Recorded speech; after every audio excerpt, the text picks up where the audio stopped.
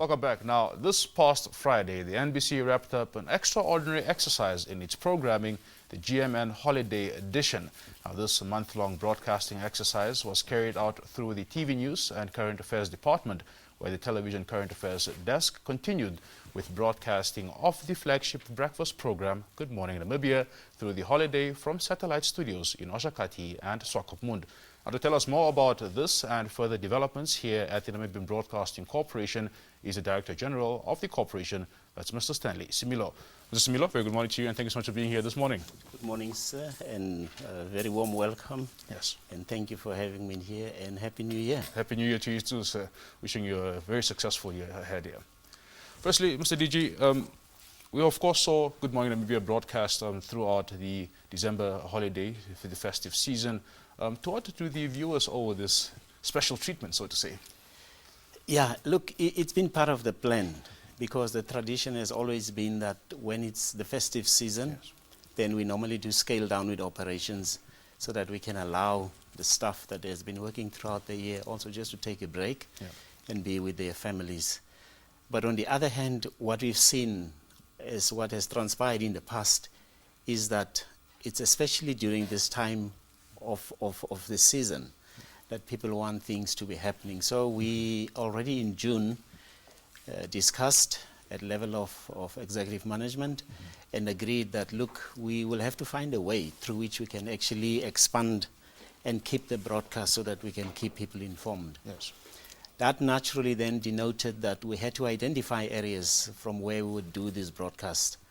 And then after internal deliberations at level of chief and HOD, yes, the feedback that came back was that Swakopmund and Oshakati has been identified with the view of saying that we will find ways of growing that to other parts of the country in the future. Very much so. Now, part of our challenge in that was that how would we, from a technological perspective, still be able to do everything as if, yeah, things are extremely normal, even though we were operating in an environment that is extremely abnormal, yes, given COVID-19 and the impact thereof. Yeah. Very much so. And part of what we had to look into was to say that if we had to build the studios there, in order to get the synthetics okay, what is this that we needed to do? Yes. So we roped in some of the youngsters that we're having, you know, these guys who know how this technology works. Yes. And then the chroma key idea came through. As you would have seen that the studio setting, both for Swakop and Oshakati, appeared to be like, oh, NBC has created now nice new studios. Yes. And that was all virtually created, yeah, which says that there's so much that we can do if we just put our mind and our focus in the right place. So. And that worked well for us. It worked very, very well. And at the same time, we managed to keep the nation informed. Yeah. But I also need to come in here and say that even though emphasis is predominantly around the television side, there is an element of broadcast that we sometimes heavily underplay or underrate, which is radio. Radio, yes. Radio has for all the years been there. It's immediate, it's responsive, yes, and it speaks to the culture, it speaks in the language, it addresses concerns of communities as they relate. And that is the most powerful element of what we do. So radio has been in the forefront of making sure that there's continuous, yeah, broadcast all along. So I need to make that clear. Very much. That even as much as we speak about the television side of it, we must not create the impression that radio's importance is not there. We know that the bulk and the majority of Namibians actually watch and listen to radio more than, yes, what happens to TV, because the TV side of actually being a sort of glued to NBC as an element, but it is not as big as it would be for radio. Very much so. And as you mentioned, Mr. Similo, we cannot undermine the importance of radio. It personally remains, you know, my favorite medium as well. That's where I started out, and I hope I won't be getting into trouble for saying this with my boss. No, of course not. I mean, yeah, multitasking that's the future. Very much so. We've got to collaborate, even if it means it's within ourselves, but we need to collaborate, we need to have partners, we need to identify new opportunities of how to do these things. So you are perfectly well placed here. Yeah. Mr. Similo, furthermore, what would you say have been some of the biggest lessons or takeaways, from this holiday broadcast for the NBC? I think we have raised the bar for ourselves, which in essence then will demand that we do more of such. That we should be more visible in other regions as well. So I'm officially now back at office this morning.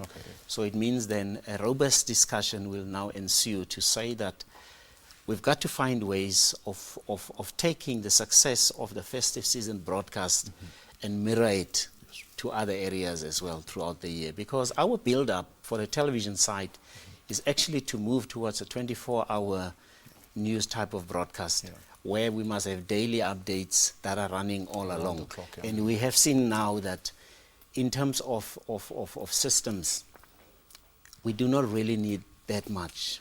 All we need is support from this office as the main coach to make sure that all other things are working, and then create a conducive environment for those that will be driving this on the ground level. And at the same time, part of this broadcast is also highly dependent on how broadband as an enabler works, because if internet stability is in place, then we can literally do whatever we would want to, as we would have seen, because now real-time live streaming actually makes broadcasts so much of a pleasure, as opposed to the traditional old way of going the satellite route. Very much so. Mr. Similo, broadcasting in general, in essence, is a very expensive exercise, which many people do not realize. What avenues were explored, for these holiday editions, so to say, and of course, going forward, what avenues is the NBC looking at? Well, I think the first thing that drove us was to say, with COVID having been here, remember also, I think we're going to come later to the COVID side, our presence have been engendered in such a way that the majority of Namibians would be switching on to NBC, be it through TV, be it through radio. And part of that would be, if operations from a logistics perspective would have been Windhoek-based, the moment you go outside, then there's an element of direct cost that gets attributed to that. So what we did was, we sat with our commercial partners in the business, and we said that, look, this is the thinking.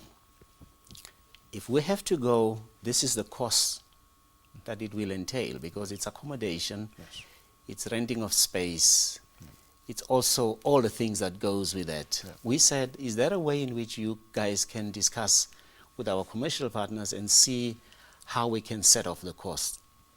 And I think that has worked well, because a great deal of the broadcast, as it came through from a cost perspective, was covered through deals that the NBC's commercial department and sales teams put together. So that also tells you now, you are sitting here with a winning formula.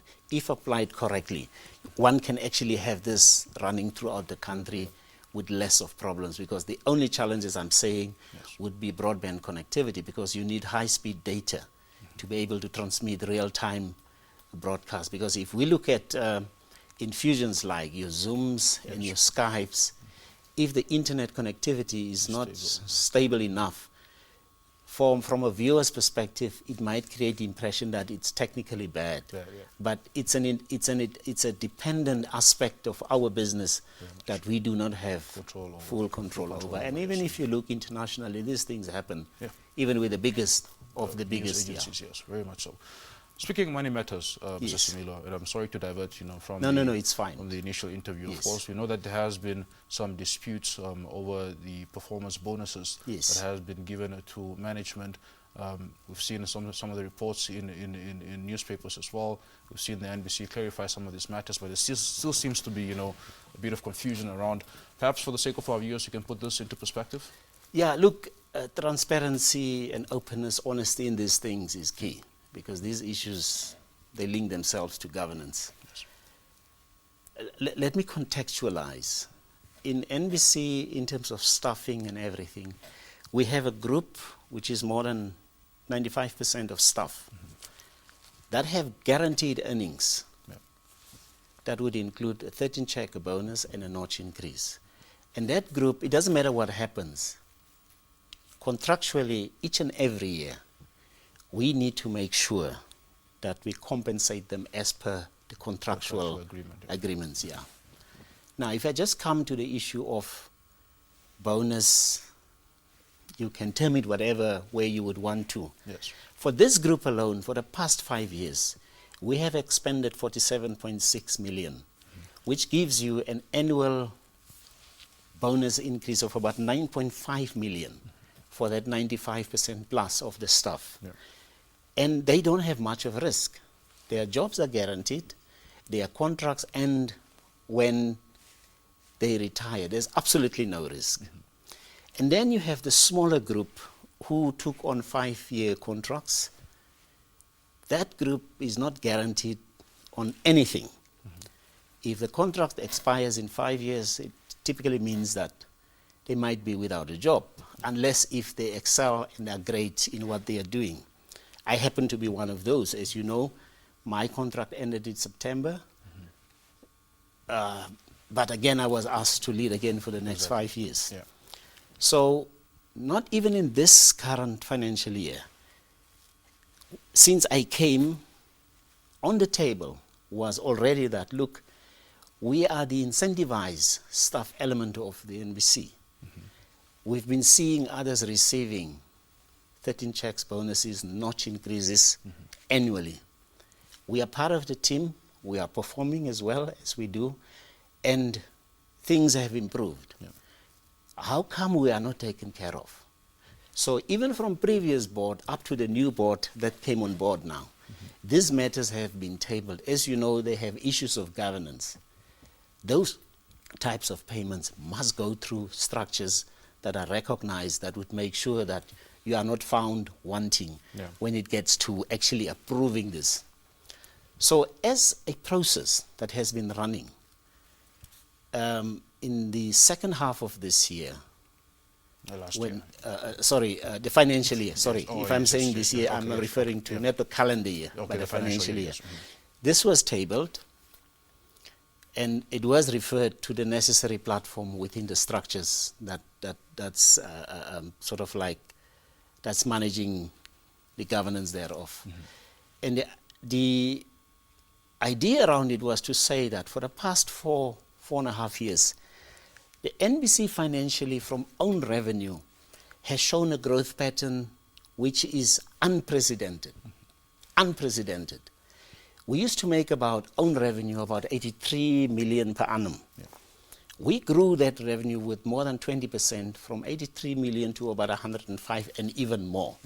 So if you look over that, there was a case that would seek to say it is now time that we also start looking at others that ordinarily would not have been benefiting as compared to the bulk that are on your conventional pay structure. So it's on the basis of that that submission was made, and it was discussed at the right platform.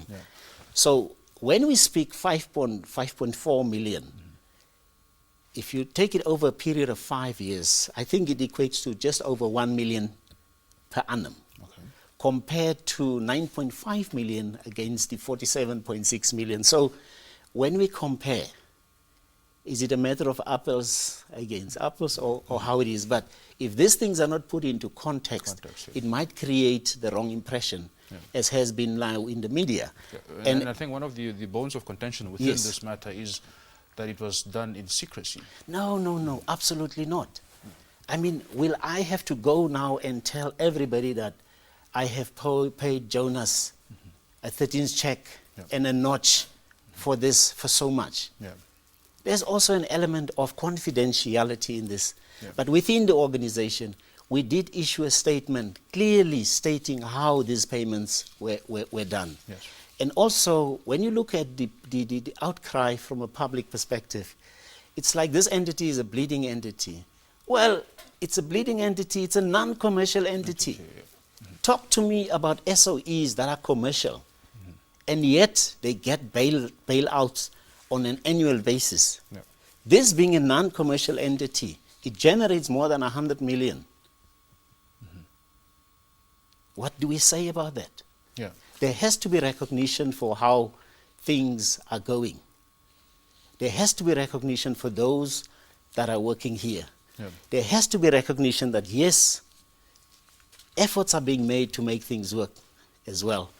It's not perfect, but it's a non-commercial entity, and it does need support. If it says non-commercial, it means then whoever is a shareholder has to bring in an element of support, very much, yeah. financial support.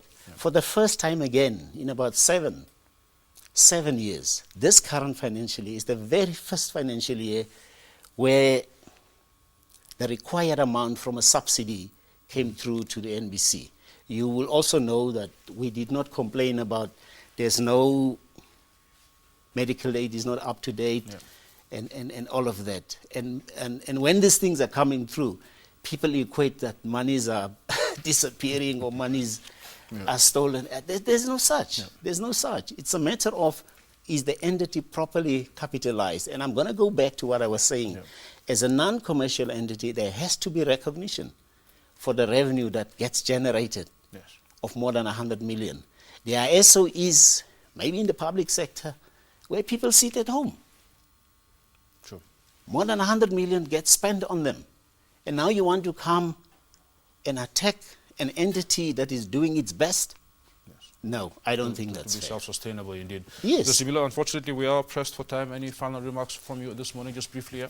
Just on the COVID, getting us to the normal way of doing things. As you would have seen, when COVID came in in early last year, we had to change our broadcasting. We had a 10 a.m. broadcast updates, and then at 3, and then at the same time the 7 o'clock ones, and then we tailored all our programs for both radio and TV in such a way that we could actually update everybody and everything that goes.